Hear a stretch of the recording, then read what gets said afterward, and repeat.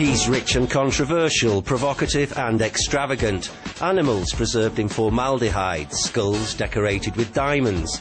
The art of Damien Hirst is firmly focused on death. As well as the work, there's the money. No freezing garret for Hirst. The man who grew up in Leeds has a smart business skull, and he's used it.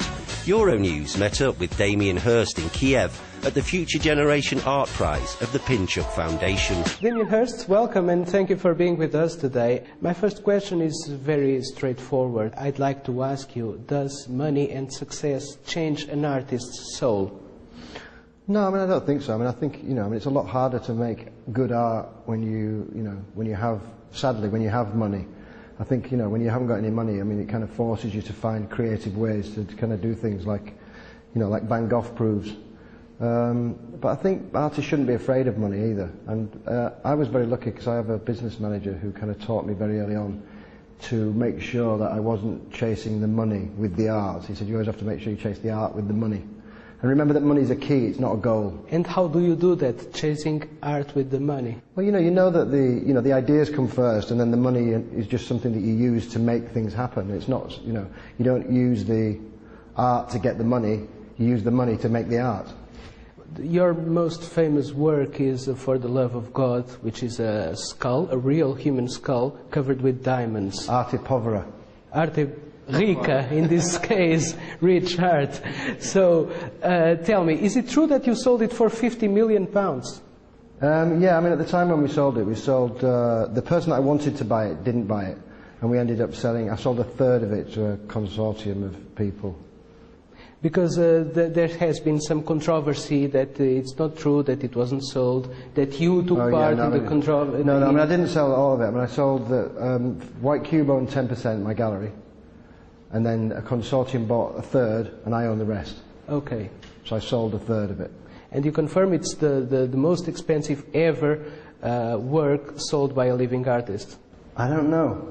That's what I read. Sure. Really? I'm not sure. I don't know. I don't really know about what other things there are. It's definitely up there. Okay. And why this name, For the Love of God? Are you a religious person? Well, in England, For the Love of God is two things. I mean, it means what it says, for the love of God, like you make something for the love of God. But it also is like an exclamation, like, for the love of God! Like if you do something wrong, your mother would say that. If you break a plate, your mother would say, for the love of God, why did you do that? So I think it has kind of, it's iconic, but it's ironic. It has both the meanings. And death is a recurrent theme in your work. Are you afraid of dying, or is it just a fascination you have? I'm looking forward to it. Really? No. No, I mean, I think everybody is, I mean, Samuel Beckett said a great thing about death, where he said, death doesn't require us to make a day free, which I love that quote, because it just, I mean, that, it's the unknown quality means that, it's difficult to plan or to create anything, because, you just never know, do you? But I think, I mean, I was taught, especially when I was younger, to, face things you can't avoid. And I think death is one of the things that you can't avoid. So I think rather than not talk about it, I think you need to face it.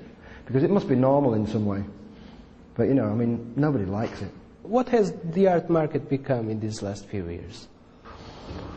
Well, I mean, I think, like all markets change, I mean, it's healthier, I think, now. I mean, like I was saying before, it's like as an artist, if everybody's buying everything you make, and then, selling it, it's like it's not keeping still, it's being bought and resold and bought and resold, and, you're making lots of money, you can start to believe that you're something you're not. Whereas I think it's much healthier, I mean, as an artist, you don't want art that's moving all over the place. You want it to, the ideal thing is somebody buys it and puts it on their wall and it stays on the wall. Whereas I had lots of people who, nobody was keeping any paintings, they were selling them, in that market, in that craziness. People were buying paintings to sell. And everybody became an art dealer and everybody was selling it, and it became, I want people, when I do dot paintings, I want people to look at the dots, but lots of people were seeing dollar signs, and that's not really art. But I think, it's great that art can survive in any market, and I think that's, the most important thing. You are here in Kiev, in Ukraine, for this Future Generation Prize. We are making this interview close to works of one of the contendants. Is it important for you to participate in this kind of initiatives?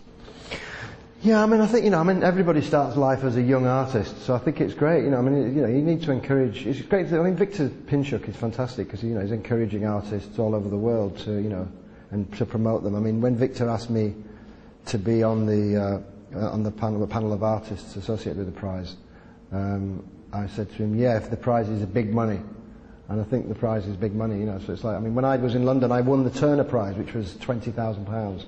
Which was a lot of money at the time, and it really kind of helps you. And I think any help for artists is good, because there's, there are many, many more starving and poor artists in the world than there are rich ones.